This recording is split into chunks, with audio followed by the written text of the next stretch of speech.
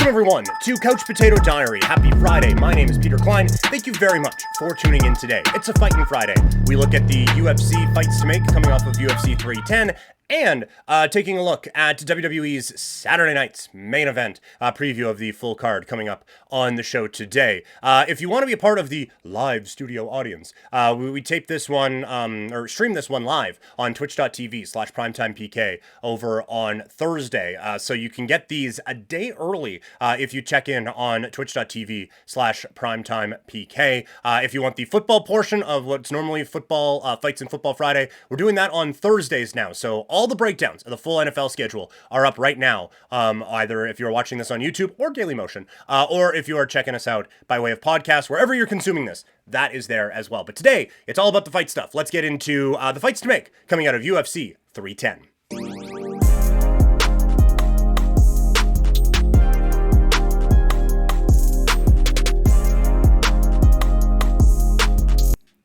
UFC 310, wrapping up the pay-per-view schedule for the Ultimate Fighting Championship this year. And so this means the final time we'll be doing fights to make coming out of a UFC pay-per-view. It is, again, UFC 310. Flyweight champion Alexander Pantoja with the victory. He's kind of cleared out the division already, right? And we talked about it with Aaron Bronstetter when I was on Sportsnet 960 this week. He's cleaned out the division kind of before he became champion, right? Like, he's already beaten, like, he beat Royval and Moreno, one to win the title, one wildest champion, but he beat those guys already as well. And so there isn't an obvious matchup for him right now. And so the one, I saw this suggested, and I can't get it out. It's Davison Figueiredo. I feel like it's the only one. Like, again, he has recently beat the only other two contenders. The number one and number two contenders. Number three in the rankings right now is Amir Albazi. He just lost in his last fight. And Kai Kara France won his last fight, but that's after losing two fights in a row. Figueiredo lost his last bout, yes, but he is a former champion in this weight class.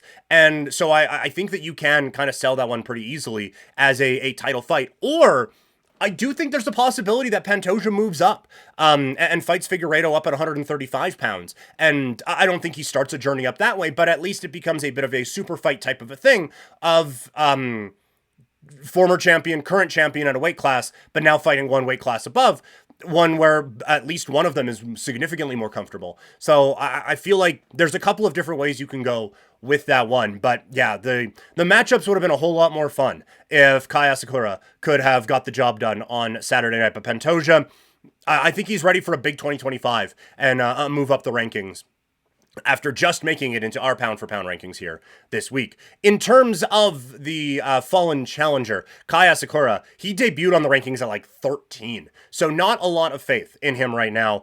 I think the fight to make for him is Steve Erceg. Erceg coming off of two really tough losses in a row. If Asakura is a legitimate threat, he should beat Erceg. And if Erceg is this guy who can still be a title challenger, I think he beats Asakura. So I think it's a fight where you just kind of figure out where two guys are in terms of their proximity to a championship opportunity. Co-main event, it was Shavkat Rakhmonov. Not the most impressive of victories as he beat Ian Machado Gary on points, but he does come away with the win. It's obvious what the next one is. It's him against Bilal Muhammad. This was a title eliminator. It wasn't the most inspiring win, but he should get the next shot. Now, there's some talk about an injury for Shavkat that might limit things a little bit and really throw things in flux in the welterweight division. But I think the next fight for Shavkat should be for a championship. For Ian Machado Gary, that was, even in a loss, one of the best performances, I think, of his career, and a real, like, stock riser for him. I have him going up against Kamaru Usman. I think Gary is a legitimate title threat now, and a win over Usman would get him back on track. Or it puts Usman now back in a spot where you can kind of justify having him compete for a championship. In the heavyweight division, Cyril Gane with a unanimous decision win over Alex Volkov. Again, not the most inspiring performance for either, and kind of one where the stock for the loser comes out a little bit better than the stock for the winner. For Cyril Gane, I have him against Alex Pereira next. I'm not going to go away from this. I think Pereira should be getting a shot in the heavyweight division. Now, I think next, for the two guys holding belts at heavyweight right now, John Jones and Tom Aspinall, I think next should be a fight between those two guys. I don't think Pereira is ready for that smoke, But I do think that there is a real opportunity to do something special here with Pereira and have him fight over 3 different weight classes. And I think Cyril Gahn, couple stand-up guys, real interesting matchup for both of them in the heavyweight division. And then for Volkov, I have him going up against Curtis Blades.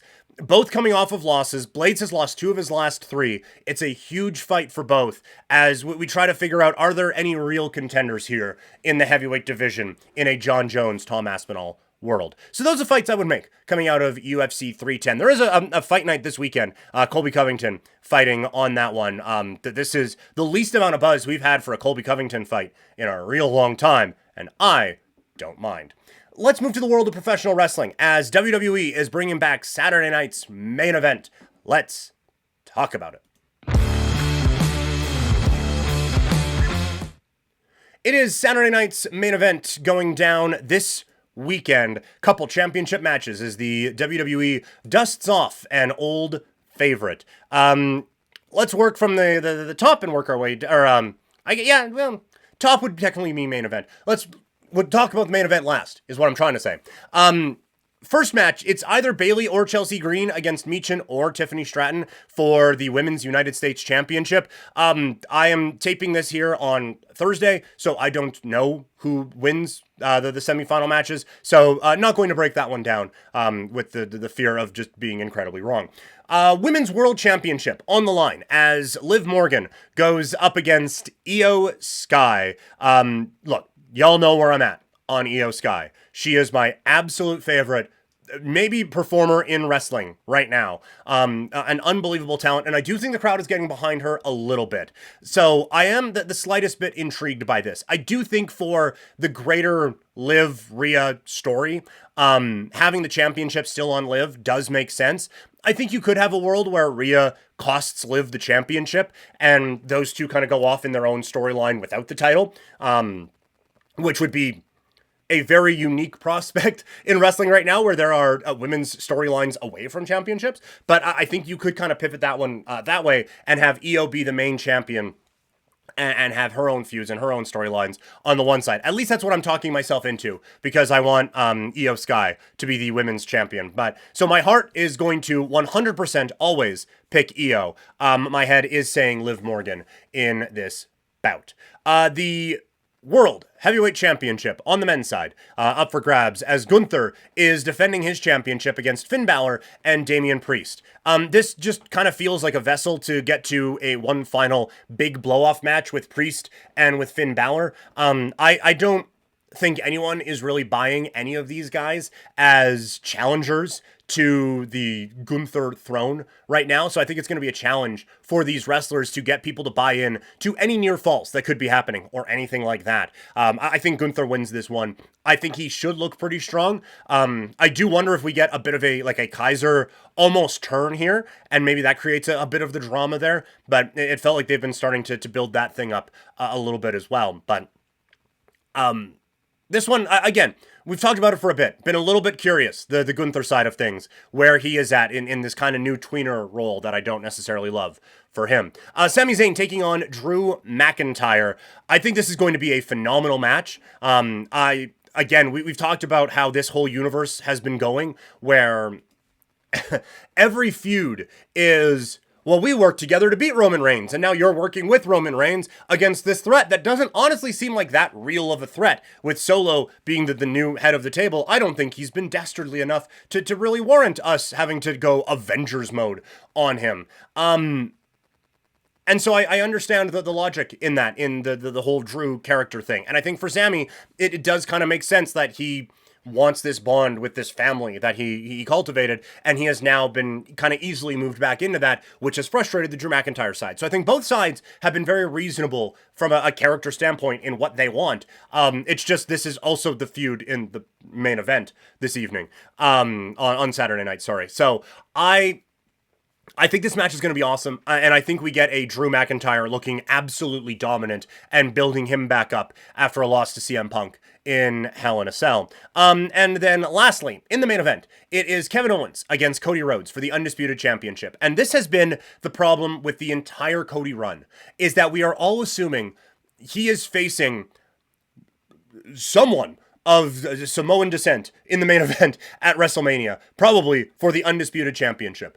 And so you don't get any real legitimate threats right now. And now Cody is over as a motherfucker. So it hasn't really affected things all that much, I think, from like a ratings or revenue or ticket sales or anything like that. People are just stoked for Cody, but it just hasn't really, like, this has not been an epic title run by any stretch of the imagination, because we're all just kind of waiting for WrestleMania again for a big moment to happen with The Rock or Roman Reigns again or whoever.